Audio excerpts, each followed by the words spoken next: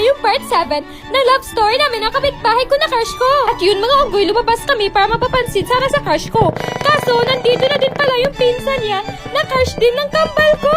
Kaya yun, sobrang saya namin. At may bigla kaming naisip na paraan para mapansin nila. Magbebenta kami ng ice candy. Siyempre, pag malandi, may paraan talaga. At yun, natapos na namin ginawa. At tumigas na. Sunod, itlog naman ni Crush, patigasin natin. At yun, ang laki ng lalagyan, pero dalawa lang yung laman. Siyempre, makikilandi-landi naman tayo. At yun, papunta na kami sa kanila. At nandito na kami. Ready to taste my ice candy, baby? O diba, ang kapal na mukha namin, di talaga nahiya. Ayo, ice candy po. Kaso, sabi ng kapatid niya, wala daw yung crush ko.